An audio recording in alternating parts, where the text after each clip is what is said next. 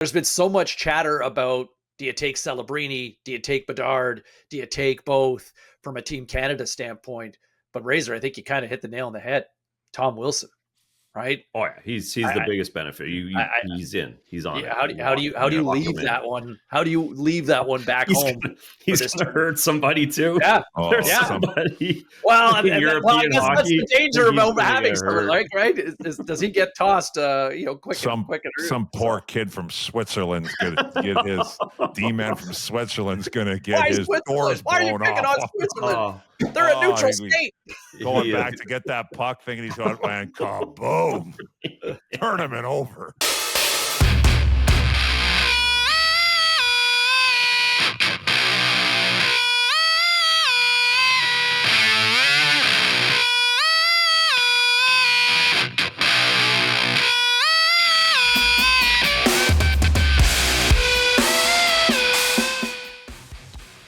Welcome back to the Clearing the Crease podcast, powered by Bodog, alongside Santa's elves, Commie and Razor. I am the lump of coal known as Sabalski. How are we doing here this week, boys? We're doing all right. Commie, you look rested. You look like you're ready to rip and roll here through another episode.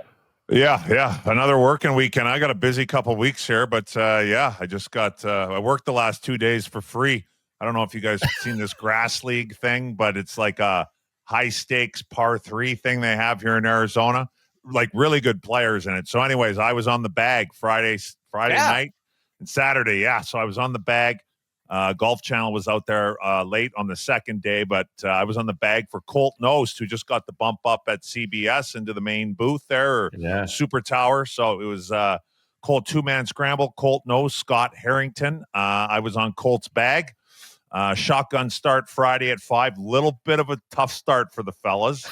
Now, tough start for these guys on a par 3 course is like they weren't hitting greens. Like they weren't making birdies. You had to make birdies at this thing. Minus 21 in 2 rounds won it.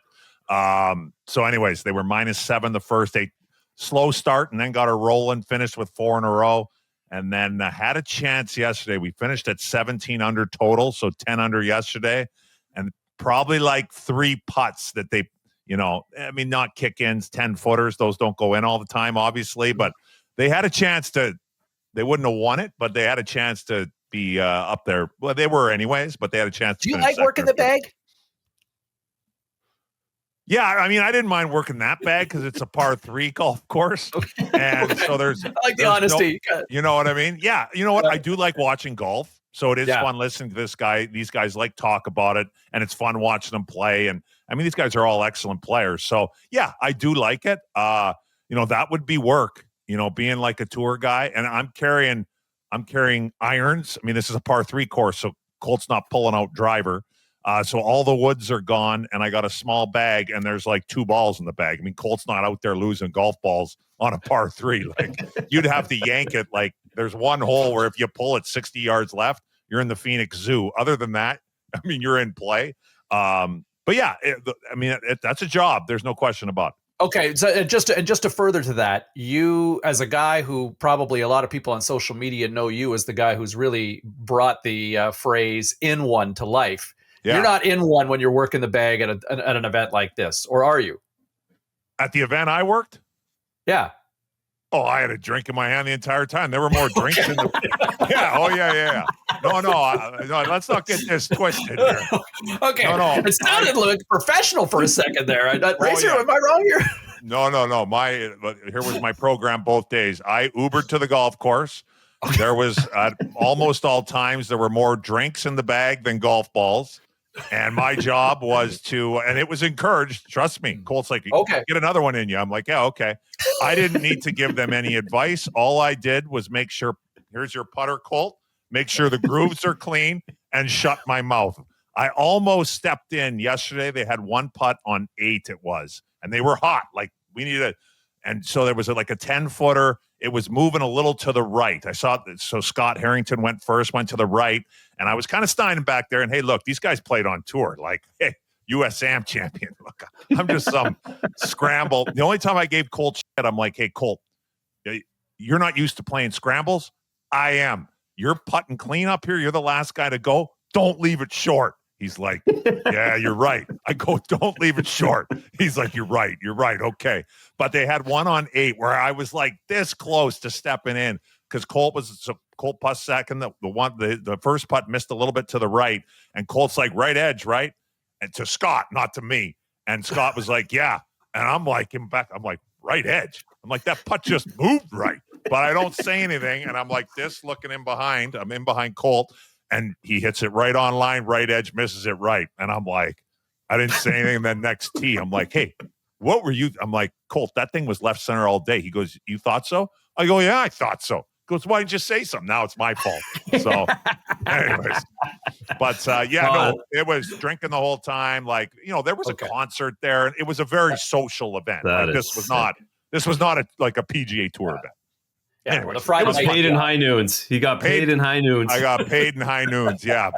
I'll tell you what, I just spent a fortune on these Ubers. Jesus. It cost me $130 each way.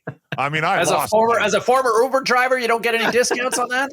No, none. These guys are making money now. I don't remember ever getting paid $130 for anything. And I was driving people all over the valley. I mean, this is like a 25-minute drive. I'm like, $130. Anyways, it was a good time. What a racket. It was a good time. Yeah. Sounds like a very good time. We've been on a roll the last few weeks talking about the Olympics, and I want to hit on the Olympics again, just in terms of the latest about the actual size of the ice. But first things first, let's touch on our Clearing the Crease Saturday night special. Oh, I felt guilty this week, boys. I felt guilty because I stole the winner. I stole the winner. Commie gave me the winner. He knew it, and he gave it to me. Gave you the winner, and I took a loser. You and me both, Tommy. I know. Flames. I got to stay away from the Flames. They're screwing me both ways. What? This is the thing, and this is why I'm going in a different direction this week. I think oftentimes we get burned by cherry-picking losers. Yep. You look for the low-hanging fruit, we get burned. Same here last night. I was looking at Minnesota to topple Vancouver. Canucks playing on a back-to-back at home. And, go figure, the Wild drop it. Not only do they lose in Calgary, but then they follow it up with a loss to Vancouver. So, all right, clean slate this week. I like where we're going. I'm going a little, this isn't necessarily picking on a loser or anything, but I like the Islanders to topple Tampa. This is big boy hockey here next Saturday between two of the heavyweights in the Eastern Conference. I like the way the Islanders are playing. They already show that they can beat the Lightning, and I think they do it again on Saturday. So give me the Islanders to topple Tampa. There's your first pick for the Saturday night special. Well, I'm going to a big rivalry as well. Original 6, 2 of the best jersey combos in the National League. I've got the Detroit Red Wings losing to the Chicago Blackhawks. Detroit is 3-4. They go Edmonton, Calgary, Wednesday, Thursday, and then Saturday night in Chicago. Tough travel week for the Red Wings. Chicago's playing good hockey. They're at home all week. I've got the Blackhawks over Detroit. Saturday night special. All right. Okay. 2 down, 1 to go, Commie. Yeah, I'll be honest. I was going to go the other way on Razors, and then I had to change it. And I know I was going to because unless I read it wrong, is Chicago's playing the night before, right? I was doing my back-to-back thing. I think on Friday, Saturday. I did not know about that Wednesday, Thursday thing. 3 and 4 isn't easy, but that's okay. I'm going to go a little bit of a different route. I think we're going to talk about it a little later. I got the Edmonton Oilers in Toronto. I am going to take my Edmonton Oilers, and my thinking is that a lot of time, there's a lot of NHL players on other teams that are from Ontario. And they come in and they're coming home and, they got family and friends. And, I want to put it on a show here in Toronto. So I'm going to go with that. I am going to take the Oilers to beat Toronto in Toronto on Saturday night. McDavid, 7 points in that game. 100%. Yes. They are starting to cook. I love it, Commie. All right. So there you go. There's your Saturday night special. Clearing the Crease podcast powered by Bodog. There's your trifecta. Chicago, New York Islanders, and the Edmonton Oilers. Book it, lock it in. We got you covered, and that should be a pretty good payday because these are some good, legit heavyweight matches on all sides. Speaking of the Oilers, that kind of leads me to the next one here. we've been kind of hammering that, we've been teasing and knocking and just spitting facts, I think, when it comes to the Toronto Maple Leafs and the Edmonton Oilers. But, over the last 7-8 days, these teams look remarkably different. Leafs went on a heater before they finally lost to Montreal on Saturday in a shootout. But Toronto has certainly turned things around, scoring in bunches, giving up very few goals. On the flip side, the Oilers as well, over the last 4 games, 19 goals. And in one of those games, they actually got shut out. So the Oilers are cooking. The Leafs are cooking. And dare I say, gentlemen, which one do you believe in actually have turned it around more? Do you think the Oilers have figured it out? Or do you buy into the Leafs figuring out? Razor, what say you? I'm staying on the Oilers. I've said right from the start, I think the Oilers are going to figure all of this out. McDavid, just like all the talk for Nate McKinnon, right? All the talk, Nate McKinnon, as of Sunday afternoon, December 7th, Nate McKinnon has 48 points. Well, look who's second. Connor McDavid, 42 points. And everyone's down on Connor. He's not doing anything. He's got 42 points already this season in 29 games. So I think I'm still, even with the goaltending, even with whatever they got going on, I think they have to shore that up. But I think Edmonton still is able to roll with those two guys. As good as Toronto's played, their back end is so beat up. I just don't know if they can do it long enough. Yeah. Commie? Yeah, I'll stick with the Oilers too. The Leafs are playing well, though. It's funny how we're doing this podcast weekly, and with a week ago, maybe 2 weeks ago, it was what Toronto percentage chance of making the playoffs is 6, and you win a game, and everything's so tight. Yeah. But Toronto's playing way better. But I'll stick with the Oilers as well. I mean, going off the numbers, Skinner's playing a little better. And like I said, the Oilers have, I'm sure they don't plan it out like this, but it seemed like the last couple of years, like they're, and that's just 1 week, but, they'll not start great and then they get hot and then they're going pretty good. But goaltending, according to the numbers, has been a little better. I'm with Razor. I don't know. I think that the Oilers fans would like to see a little bit of a change there somehow, but I'll go with the Oilers. I picked them on Saturday night, so what the hell? I'll say I like them a little better. Yeah, no, I'm with you guys. I think the fact that they have shown that there's still a path to the Stanley Cup final, despite the deficiencies that continue to come in question, between the pipes, and yet they're still in a wild card spot now in the Western Conference, where the Leafs are still, a few points out on the outside looking in. Shout out to both teams, though. They have certainly played very well over the last week or so, but I guess I'll lean towards what you're both saying. The devil and that's a team who's been to back-to-back Stanley Cup finals. So let's lean on the Oilers on that one. Let me throw this at you guys from a hockey standpoint. There was an interesting story over the last week since we've last had a chance to catch up, and it seems as though no buckets for warm-ups coming into vogue again here. So over the last week, the NHL had to send a memo to teams to remind them that, hey, helmets are mandatory for those who entered the NHL starting in the 2019-2020 season or later. And that's Rule 9.6. But you had a couple of instances where Ottawa went out there in Vegas. They did it over the last week. Then San Jose also did it. And yes, okay, so we're going back. We're going old school, the wet hair, getting that, letting it flow. Commie, I think of images of you in warm-up with that massive mane of hair that it looks like you're trying to bring back. And so, I guess let me start with you on this one. How do we feel about guys trying to go back? There's always an instant. There's always times that I've seen near misses over the years, and then we see guys get close. But how do you feel about the NHL having to remind, or guys just trying to take liberties to not roll with buckets? Look, I'm a big fan of the no bucket in the warm-up. Look, I got to be honest with myself. It probably kept me in the league for an extra couple of years and made me about an extra $10 million. So, look, I am a big fan of the no buckets. I do love it. In saying that, now that I'm older, I do see the other side of it. As you got guys, like, you got to watch it a little bit. The danger zone, if I remember correctly, when you're going no bucket, is, guys are shooting on the net, and then you peel into the corner, and then somebody rifles one off the crossbar, like the corner where the bar meets the post and it goes straight into the corner head high. Now that can cause a major problem. I don't remember like any particular instances, but I do remember a couple guys getting dinged. It wasn't a lot, but guys, you just have to be like you don't, when you got no buck, you can't be trying to, which guys don't pay attention. A lot of them, you can't be like, yeah, I'm going to put this top corner when you're doing guys are circling to the corner. You're just asking to like drill somebody. So I do like to see the guys do it, but I do also I see the other side of it too. Razor, I kind of chuckle thinking back to like even in warm up, we used to play ball hockey years back, and I remember our goalie would get pissed off so often because so many idiots on our team would just, go head hunting, right? As opposed to putting a few shots on, let the goalie feel it and warm them up.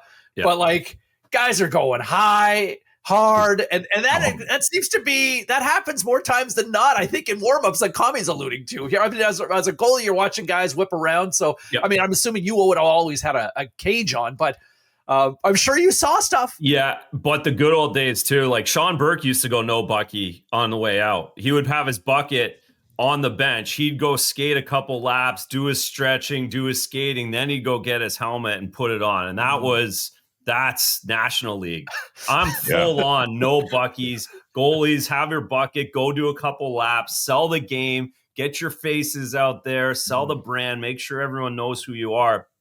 Even if guys have to put their buckets on halfway through or something like that. But let's go for a twirl. Let's show off the hair and show off the good looks and the no teeth in a big way. So I'm all for no buckies. I've always been that way. And yeah, pucks go flying around, but it's pretty orchestrated, right? Commie, like everybody's doing their own thing. It looks much more chaotic than it actually is. Sure.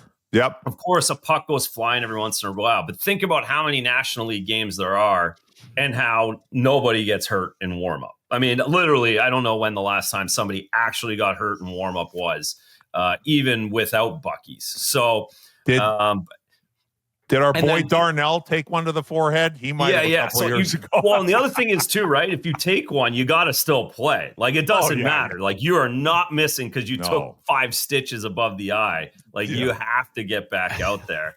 And guys, I think what the worst part is the backup goalie. Backup goalie gets smoked in warm up because guys are pretty respectful of the starter. They flip it in on Andre Vasilevsky, and then Johansson goes in and Kucherov's one-timing stuff off of his head. And as a backup goalie, you can't say anything because those guys are the ones actually playing that night. So that's a tough beat. Some of these warm-ups with some of these guys, like Sheldon Surrey did not care if he hit me in the head in warm-up, and that really sucked. And that guy could shoot the puck. Yeah. Yes. You're not saying anything to Hammer before a game. So, he could rifle it. It was scary.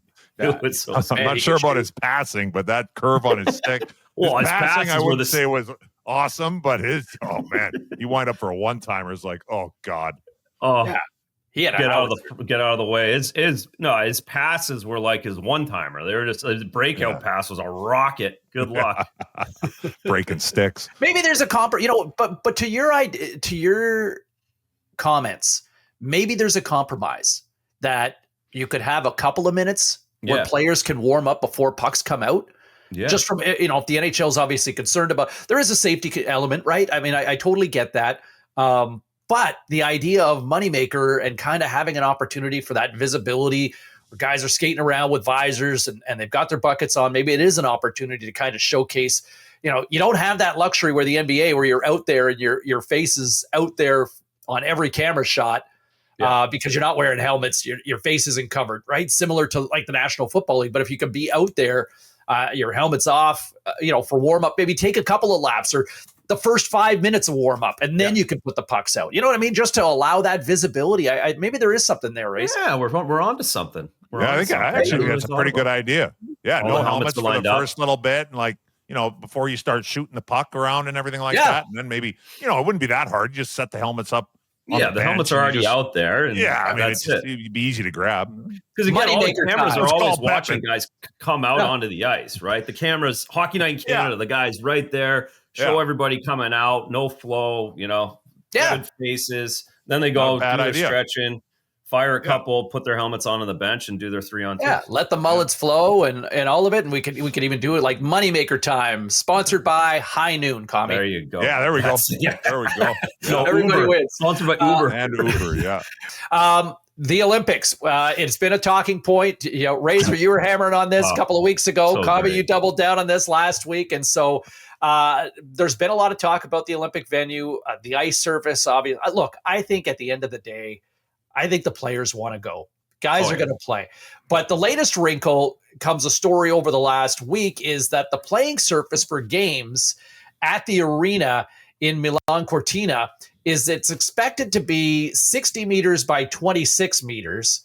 And so that's actually more than 3 feet shorter and only a few inches wider than the dimensions required in NHL arenas. And so there's been some comments from a few people kind of saying, look, there's going to be zero time and space now with a few less feet on the ice.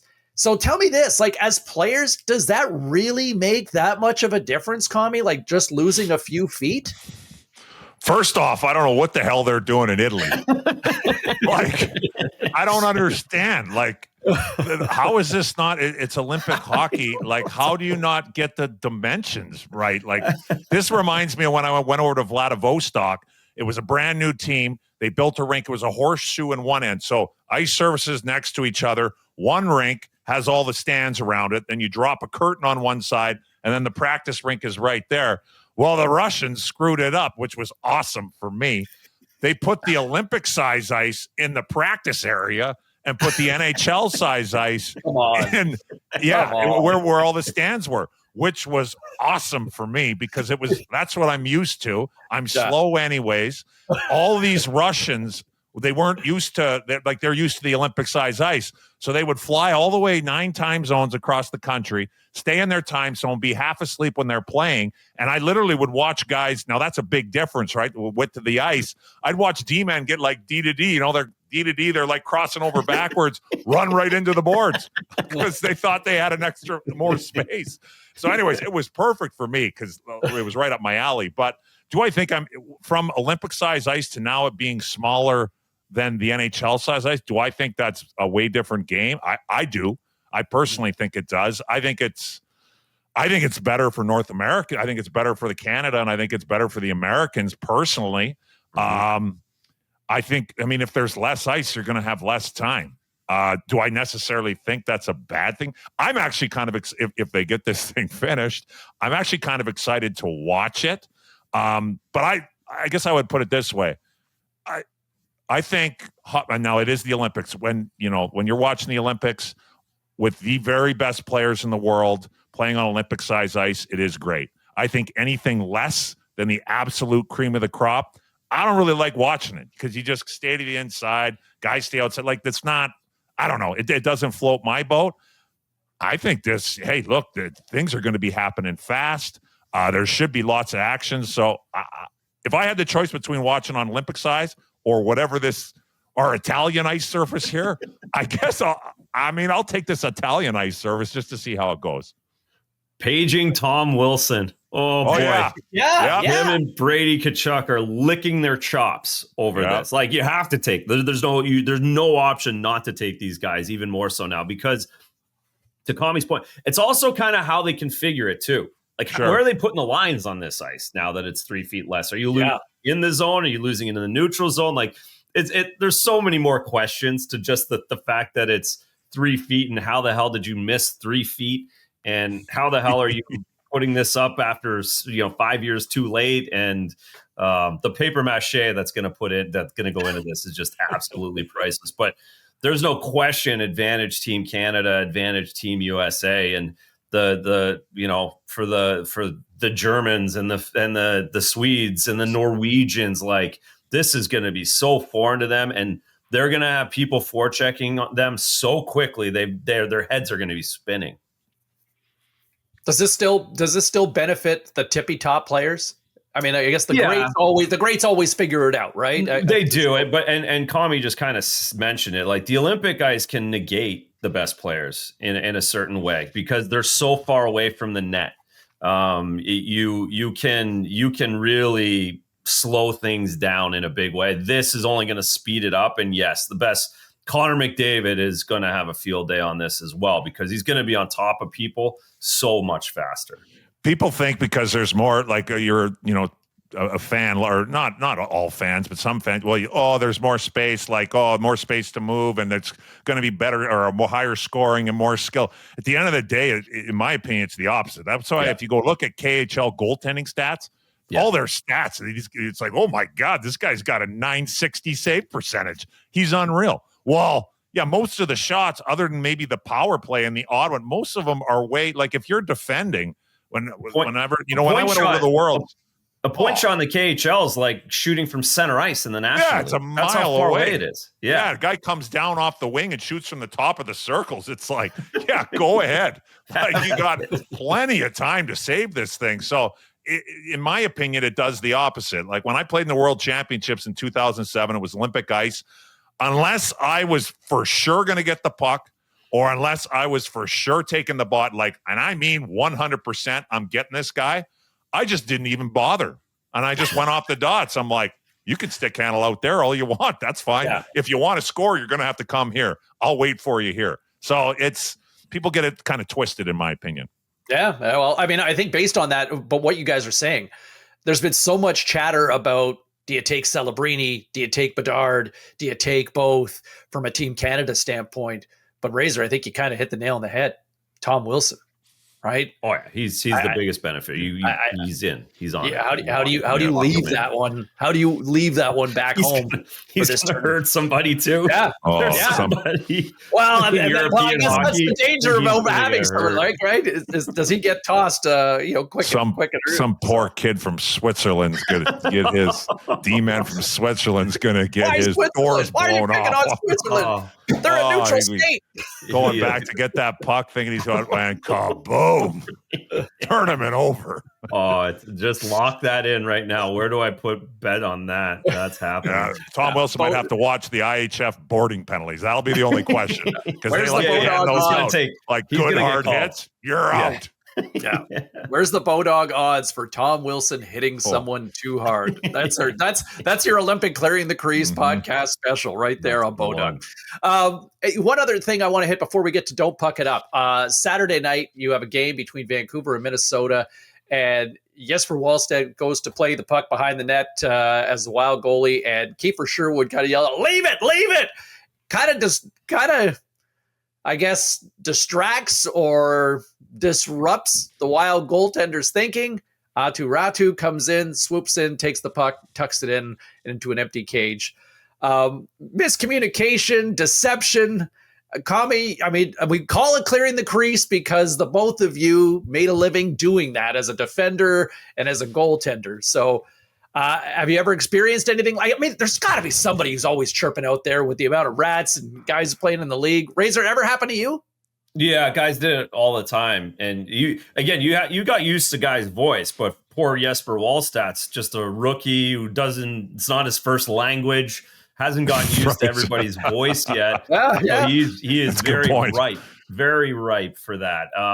Guys would do it or try it, then it would be the typical rats that you would expect, because it was something, you kind of didn't need to do that. And again, it almost never worked, because I would know all my D-man's voices. I would know my center's voices, and I would know if the other guy didn't do it. But no, guys would try and do it. And again, they get whacked in the back of the shins if you did it too much in a game too.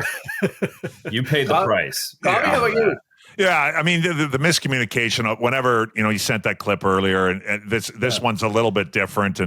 But like the communication, I remember always working on it with the goaltenders and communicating with the goaltenders. Because if you're good at that, it makes your life a whole lot easier. And whenever I hate to even bring it up, but whenever I think of something like that, I always think in the final. And hey, look, I love Ty Conklin, but in the finals when we played the Oilers, and nobody yelled anything, but these are world-class players, and you can look so. No, I got rinsed. He literally that was the worst. Yeah, it was. He just gets in the game and bangs it off Jason Smith's skate, who's a foot from him, and Rod picks it up, and Anyways, it was a +1 for me, so I liked it. But yeah, it's no green jacket for you. No, that was a bogey. But yeah, it's something that you sometimes you take for granted, but then when it doesn't work out, it doesn't work out a lot of the time. I mean, things are moving fast, and then sometimes you can look a little ridiculous. Awesome. Great perspective and insight there. Okay, let's get over to Don't Puck It Up. This week for Don't Puck It Up, I'm looking at the Colorado Avalanche. Look, the Avs, what a start, right? Only 2 regulation losses so far, so the longest streak still belongs to the Flyers back in the 79-80 season, who went 37 games. How about that, guys? 37 games with just 1 regulation loss. So we know that's obviously not happening, as the Avs actually lost their second game in regulation this season. But look, with that expectation out of the way, everyone is still looking at you, Colorado, as the team to beat. McKinnon, Makar, absolutely crushing it. A third of the season is gone. They're in the driver's seat as the team to beat to win this year's Stanley Cup. I think based on the start that they've had, it will be a shocking defeat or upset if they get bounced. So Colorado, eyes are on you. Don't puck it up. It's been good so far. Gentlemen? Winnipeg Jets, don't puck it up. Don't be the second team in a row to win the President's Trophy and miss the playoffs. Do not be the New York Rangers from a year ago. They've had the exact opposite start of the Colorado Avalanche. They're not in a playoff spot right now. Yes, you don't have Connor Hellebuck, but you look like a slow team right now. Yeah. You look like a team that is up against it, and Hellebuck is not coming to save the day anytime soon. So Winnipeg Jets, don't fall too far behind here and puck it up by being the second straight President Trophy team to go on to miss the playoffs the next season. Yeah, that'd be a tough look for sure. Ooh. I'm going to move a little further out in the West Coast. This is not going to be a popular opinion with most Vancouver Canucks fans, I assume. I just read it was that the New Jersey Devils have potentially reached out about Quinn Hughes. Look, I know Quinn Hughes is an excellent player. I realize he's fun to watch, and I know you need guys like that to get to the playoffs. I understand. But I'm also looking at the Florida Panthers. I don't see any Quinn Hughes on their back end. So things aren't going great in Vancouver. Things aren't looking so hot. They just keep falling. I think they're just above our Predators by 1 point right now at a last place. So I'm going to say Vancouver Canucks, don't puck this up. Move him out, put him with his brothers. Now, contract-wise and what all that goes, you should be able to get a king's ransom of some sort for this guy. Don't puck this up. Get him out of town. Let's try something else in Vancouver. And I wouldn't be surprised if it happens, because Jimmy Rutherford is not scared. Jimmy Rutherford has 3 Stanley Cups. He's done it all in this league. He is not scared to pull the trigger. I might see Jimmy tomorrow. Actually, I might tell him, hey, make me look good here. We have a reunion. Our 20-year reunion's tomorrow. But anyways, I'm kidding. I won't say anything to him about it. But yeah, don't puck this up, Vancouver. Send Hughes to New Jersey.